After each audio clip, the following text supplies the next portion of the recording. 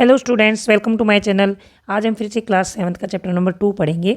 इसमें हम ये वाला टॉपिक पढ़ेंगे द स्मॉल इंटेस्टाइन। तो इससे पहले हमने पढ़ा था कि हमारा खाना बकल कैविटी से फूड पाइप में जाता है, फूड पाइप से स्टमक में जाता है और स्टमक में उसमें हाइड्रोक्लोरिक एसिड मिक्स होता है, म्यूकस मिक्स होता है, डाइजेस्टिव जूसेज मिक्स होते हैं। उसके बाद वो खाना जाता है स्मॉल इंटेस्टाइन में। अब स्मॉल इंटेस्टाइन में इस खाने का क्या होता है तो ये हम इस वीडियो में पढ़ेंगे। तो चलिए शुरू करते हैं। जो स्मॉल इंटेस्टाइन होती है वो हाईली कॉइल्ड होती है, मतलब वो बहुत सारे ऐसे ऐसे ऐसे इसकी कॉइल्स होती हैं, इस तरह से वो हमारे पेट में होती है। और कितनी लंबी होती है? वो होती है 7.5 मीटर लॉन्ग होती है, 7.5 मीटर लंबी होती है। It receives secretions from liver and pancreas. तो भाई जो हमारी स्मॉल इंटेस्टाइन होती है उसमें लीवर से और पैंक्रियाज से कुछ जूसेज सीक्रेट होते हैं, कुछ जूसेज निकलते हैं और स्मॉल इंटेस्टाइन में मिक्स खाने के साथ मिक्स हो जाते हैं। Besides it's wall also secrets juices. और जो स्मॉल इंटेस्टाइन की जो वॉल्स होती हैं, जो ये वॉल्स, इनमें भी इनसे भी जूसेज सीक्रेट होते हैं, डाइजेस्टिव जूसेज सीक्रेट होते हैं और जो खाना होता है उसके अंदर मिक्स हो जाते हैं। यहाँ पर देखिए ये है हमारी स्मॉल इंटेस्टाइन, ये कॉइल्ड, देखिए ये जो कॉइल बनी हुई है ये इस तरह से ये है हमारी स्मॉल इंटेस्टाइन। और इसमें ये पैंक्रियाज, देखिए ये जो है ये पैंक्रियाज है। इसमें से स्मॉल इंटेस्टाइन में कुछ जूसेज मिक्स होते हैं, पैंक्रेटिक जूसेज। और ये है लीवर, यहाँ पर देखिए ये जो है ये है लीवर, ये जो आपको ये दिख रहा है ये लीवर है। इससे भी बाइल जूसेज सीक्रेट होते हैं जो कि स्मॉल इंटेस्टाइन में खाने के साथ मिक्स हो जाते हैं। और जो स्मॉल इंटेस्टाइन की जो इनर वॉल है, जो ये वॉल है, ये यहाँ से भी कुछ डाइजेस्टिव जूसेस सीक्रेट होते हैं, डाइजेस्टिव जूसेस निकलते हैं और खाने में मिक्स होते हैं। तो स्मॉल इंटेस्टाइन में कौन कौन से जूसेस मिक्स हुए? पैंक्रियाज से पैंक्रेटिक जूस और लीवर से बाइल जूस, और इसकी जो इनर वॉल है इससे डाइजेस्टिव जूसेज। तो ये 3 तरह के जूसेज स्मॉल इंटेस्टाइन में खाने के साथ मिक्स होते हैं। The liver is reddish brown gland situated in the upper part of the abdomen in the right side. जो लीवर होता है वो रेडिश ब्राउन कलर की ग्लैंड होती है, ये मैंने पहले ही बता दिया था। ये वाली जो है, ये वाली ग्लैंड जो है वो लीवर होती है, जो कि ये हमारा स्टमक है इसके ऊपर की तरफ यहाँ राइट साइड में सिचुएट होती है। It is the largest gland in the body, और ये है हमारी बॉडी में सबसे लार्जेस्ट ग्लैंड होती है लीवर। इसको याद रखना है, 1 नंबर का क्वेश्चन आ जाता है। Liver is the largest gland in our body. It secretes bile juice that is stored in the sac called the gall bladder. इसमें से बाइल जूस सीक्रेट होता है, बाइल जूस इसमें से निकलता है। और गॉल ब्लैडर एक थैली सी होती है, उसके अंदर ये स्टोर होता चला जाता है। देखिए ये है गॉल ब्लैडर, ये, और ये देखिए ये थैली सी है, ये इसके अंदर ये जो बाइल जूस लीवर से जो सीक्रेट होता है, लीवर से जो बाइल जूस निकलता है वो इस गॉल ब्लैडर में स्टोर होता चला जाता है। तो बाइल जूस का काम क्या है? The bile juice plays an important role in digestion of fats, in the digestion of fats. कि जो बाइल जूस होता है वो फैट्स को डाइजेस्ट करने में हेल्प करता है। देखिए यहाँ पर प्रोटीन को डाइजेस्ट करने में किसने हेल्प की? डाइजेस्टिव जूसेज, जो प्रोटीन को सिंपलर सब्सटेंसेस में तोड़ देते हैं स्टमक के अंदर। और अब स्मॉल इंटेस्टाइन में जो बाइल जूस है वो फैट्स को डाइजेस्ट करने में हेल्प करते हैं। अब थर्ड आ गया है pancreas. Pancreas is a large cream coloured gland located just below the stomach. Pancreas जो है वो स्टमक के जस्ट नीचे से लोकेट होती है और इसका कलर होता है क्रीम कलर। देखिए ये पैंक्रियाज है, ये मैंने बताया था, ये जो है ये पैंक्रियाज है और ये क्रीम कलर की होती है। और देखिए स्टमक के जस्ट नीचे ये लोकेट है। तो जो पैंक्रियाज है उससे पैंक्रेटिक जूस सीक्रेट होता है, उससे पैंक्रेटिक जूस निकलता है। और पैंक्रेटिक जूस क्या करता है? देखिए प्रोटीन को तो डाइजेस्टिव जूस इनने ब्रेक डाउन कर दिया, सिंपलर सब्सटेंसेस में तोड़ा था। उसके बाद फैट्स को डाइजेस्ट करने में बाइल जूस हेल्प करता है। तो जो पैंक्रियाटिक जूस है वो कार्बोहाइड्रेट्स को, फैट्स को एंड प्रोटीन्स को, तीनों को सिंपलर फॉर्म में चेंज करता है। पैंक्रियाटिक जूस कितना इम्पोर्टेंट है, देखिए कार्बोहाइड्रेट को, फैट्स को एंड प्रोटीन्स को changes them into simpler form, तीनों को ये सिंपलर फॉर्म में चेंज करता है। The partially digested food now reaches the lower part of the small intestine. तो अब देखिए फैट्स, कार्बोहाइड्रेट एंड प्रोटीन्स, इन तीनों में जूसेज मिक्स हो गए हैं और पार्शली डाइजेस्ट ये हो जाते हैं। अब जो पार्शली डाइजेस्टिव फूड होता है वो स्मॉल इंटेस्टाइन के लोअर पार्ट में पहुंचता है, where the intestinal juice completes the digestion of all components of food.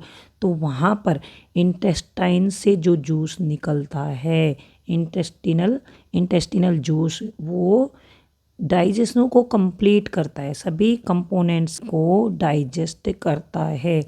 तो कंप्लीट डाइजेशन कहाँ होता है? In the lower part of small intestine.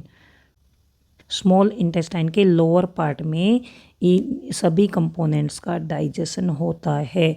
तो क्वेश्चन आ जाता है कि कंप्लीट डाइजेशन कहाँ होता है, तो आप लिखेंगे the complete digestion of foods is taken in small intestine. The carbohydrates gets broken into simpler sugars. तो देखिए कार्बोहाइड्रेट जो हैं वो शुगर्स में चेंज हो जाते हैं। कार्बोहाइड्रेट्स हम यहाँ लिख लेंगे, कार्बोहाइड्रेट्स जो है ये हमने पहले ही पढ़ा था, जो कार्बोहाइड्रेट्स होते हैं वो शुगर में चेंज हो जाते हैं। उसके बाद शुगर्स सच एज ग्लूकोज, और जो फैट्स होते हैं वो फैटी एसिड्स में चेंज हो जाते हैं। जो फैट होते हैं वो फैटी एसिड्स में चेंज हो जाते हैं। ये जो फैट है वो कॉम्प्लेक्स सब्सटेंस है और फैटी एसिड सिंपलर सब्सटेंसेज हैं। फैटी एसिड्स के साथ ये ग्लिसरॉल में भी चेंज होते हैं, ग्लिसरॉल। उसके बाद जो प्रोटीन्स होते हैं वो एमिनो एसिड्स में चेंज हो जाते हैं। प्रोटीन्स एमिनो एसिड्स में चेंज हो जाते हैं। तो प्रोटीन्स जो होते हैं वो कॉम्प्लेक्स सब्सटेंसेज होते हैं, जो एमिनो एसिड्स होते हैं वो सिंपलर सब्सटेंसेज होते हैं। तो इस तरह से जो शुगर्स हैं वो फैटी एसिड्स हैं वो, और ग्लिसरॉल और एमिनो एसिड्स, इनको हमारी बॉडी इजीली डाइजेस्ट कर लेती है। तो यहाँ पर ये हो गया कंप्लीट डाइजेशन ऑफ फूड। इसके बाद जो कंप्लीट डाइजेशन के बाद खाने का क्या होता है, फिर आगे क्या प्रोसेस है, तो यहाँ पर हम पढ़ लेते हैं absorption in the small intestine. भाई ये जो है सिंपलर सब्सटेंसेज में तो चेंज हो गए हैं, लेकिन उसके बाद क्या होता है? The digested food can now pass into the blood vessels in the wall of intestine. जो हमारी स्मॉल इंटेस्टाइन होती है उसके अंदर जो विली होती हैं और उसके अंदर ब्लड वेसल्स होती हैं, तो ये खाने को एब्जॉर्ब कर लेती हैं और ब्लड वेसल्स में ये जो डाइजेस्टेड फूड है ये पहुंच जाता है। This process is called absorption, और इस प्रोसेस को एब्जॉर्प्शन बोला जाता है। The inner walls of the small intestine have thousands of finger like outgrowths. जो स्मॉल इंटेस्टाइन के इनर वॉल्स हैं इनके ऊपर थाउजेंड्स ऑफ फिंगर जैसी, उंगलियों के समान, उंगलियों के जैसी ये आउटग्रोथ्स होती हैं ऐसे। तो इन आउटग्रोथ्स को विली बोलते हैं। विली हो गए प्लूरल, और सिंगुलर होता है विलस। एक को अगर बोलेंगे तो ये एक विलस है, ये एक विलस है, ये एक विलस है, लेकिन ये सब मिलकर इसका प्लूरल हो गया विली। जो स्मॉल इंटेस्टाइन की उसकी इनर वॉल है उसके अंदर thousands of finger like outgrowths होती हैं, फिंगर लाइक स्ट्रक्चर्स होती हैं जिनको विली बोलते हैं। और विली का क्या रोल होता है ये काफ़ी इंपॉर्टेंट है, कि पहला तो कि विली क्या होती हैं और उसके बाद उनका क्या रोल है। Can you guess what is the role of villi could be in the intestine? The villi increase the surface area of absorption of the digested food. तो देखिए मान लीजिए ये हमारी स्मॉल इंटेस्टाइन है और इसके अंदर यहाँ पर खाना पहुँच गया है, तो इसके अंदर मान लीजिए वेसल्स हैं, ब्लड वेसल्स हैं, तो ये खाना इनके अंदर जाएगा। लेकिन देखिए इसके ऊपर अगर ये विली है, इसके ऊपर ये विली है, तो यहाँ से भी खाना एब्जॉर्ब होगा, यहाँ से भी, और यहाँ से भी एब्जॉर्ब होगा। और देखिए इसकी मान लीजिए ये है, यहाँ से भी मतलब जो विली हैं उनकी भी सरफेस है, उनसे भी खाना एब्जॉर्ब होगा। The villi increase the surface area of absorption of the digested food. जो खाना है उसको एब्जॉर्ब करने के लिए जो विली हैं वो सरफेस एरिया को इंक्रीज कर देती हैं। विली इंक्रीज सरफेस एरिया किस लिए? For the absorption of digested food, क्योंकि फूड तो डाइजेस्ट हो गया, अब फूड को एब्जॉर्ब करना है। फूड को हमारी बॉडी एब्जॉर्ब करती है, तो ये जो विली होती हैं ये सरफेस एरिया को बढ़ा देती हैं। यहाँ से भी फूड डाइजेस्ट होता है, यहाँ से भी होता है, यहाँ से भी होता है। तो देखिए कितना सरफेस एरिया बढ़ गया है। Each villus has a network of thin and small blood vessels close to इस surface.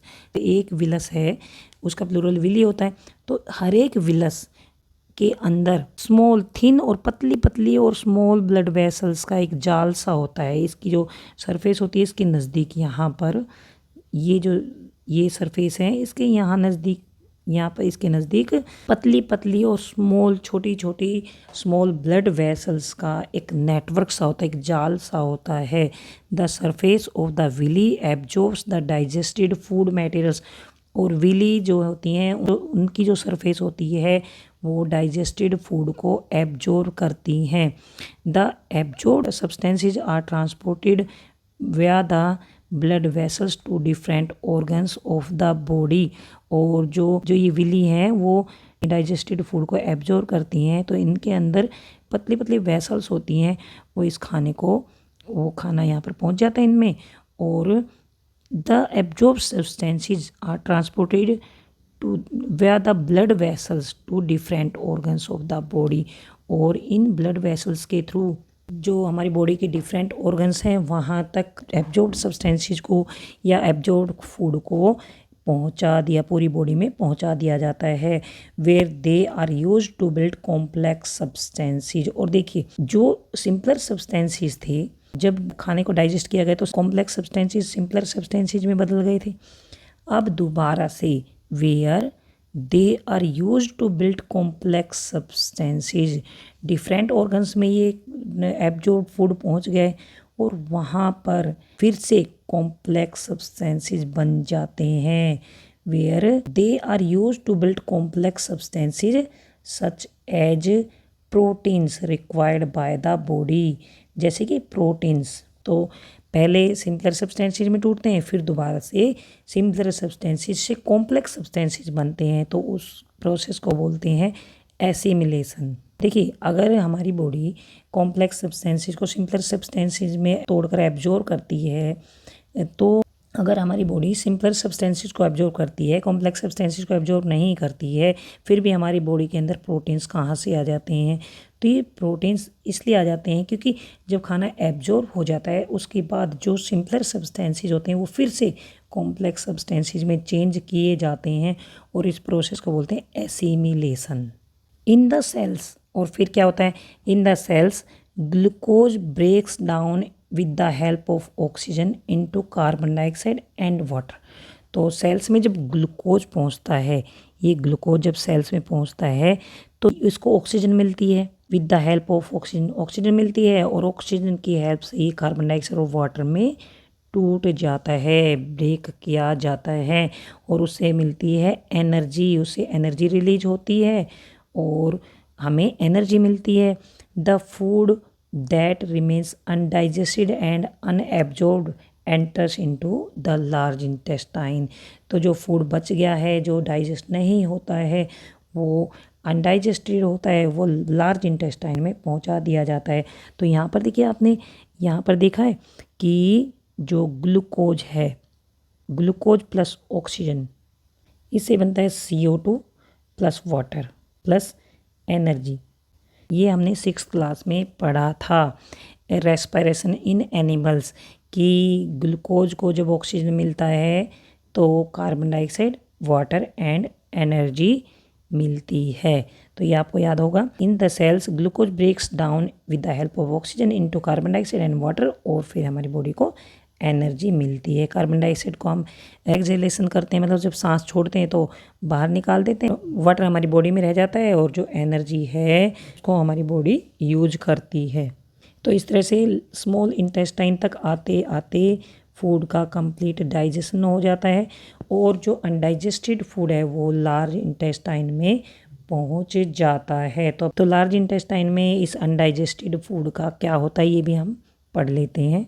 Large intestine, the large intestine is wider and shorter than small intestine. Large intestine होती है वो वाइड होती, चौड़ी होती है और शॉर्टर देन स्मॉल इंटेस्टाइन, और स्मॉल इंटेस्टाइन से छोटी होती है। It is about 1.5 metre in length. देखिए इसको लार्ज इंटेस्टाइन बोलते हैं, जबकि ये है 1.5 मीटर, और स्मॉल इंटेस्टाइन होती है 7.5 मीटर, और लार्ज इंटेस्टाइन होती है 1.5 मीटर, जबकि इसको हम लार्ज इंटेस्टाइन बोलते हैं। ऐसा इसलिए बोलते हैं क्योंकि ये चौड़ी होती है, वाइडर। स्मॉल इंटेस्टाइन भी पतली होती है और जो लार्ज इंटेस्टाइन होती है चौड़ी होती है। यहाँ पर आप देख सकते हैं ये है स्मॉल इंटेस्टाइन, ये अंदर जो है ये येलो येलो मैंने कर दिए, और उसके बाद जो लार्ज इंटेस्टाइन है ये वाली, ये है लार्ज इंटेस्टाइन ये वाली। तो देखिए ये चौड़ी है, इसको इसलिए इसको लार्ज इंटेस्टाइन बोला जाता है। इट्स फंक्शन, अब लार्ज इंटेस्टाइन का फंक्शन क्या होता है? Its function is to absorb water and some salts from the undigested food material. जो undigested food material large intestine में चला जाता है उसमें से ये वाटर को एब्जॉर्ब करती है और कुछ सॉल्ट्स को एब्जॉर्ब कर लिया जाता है। The remaining waste passes into the rectum, जो बचा हुआ वेस्ट मटेरियल वो रेक्टम में पहुंचा दिया जाता है। And remains there as semi solid faeces, की जो वेस्ट मटेरियल है, जो बचा हुआ वेस्ट मटेरियल उसको रेक्टम में भेज दिया जाता है और वहाँ पर ये सेमी सॉलिड फीसिज की तरह रहता है।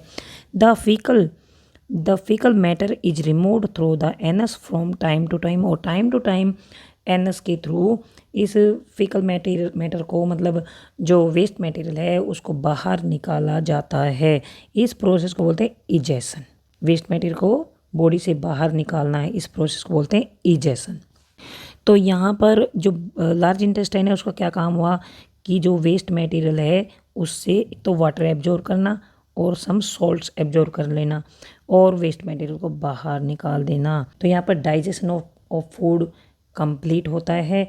आपको अच्छी तरह समझ आ गया होगा, तो पूरा टॉपिक आपको अच्छी तरह समझ आ गया होगा। अगर आपको समझ आ गया है please subscribe my channel, share to friends and like. कुछ भी समझ नहीं आया तो कमेंट बॉक्स में लिखकर पूछ सकते हैं। Thanks for watching.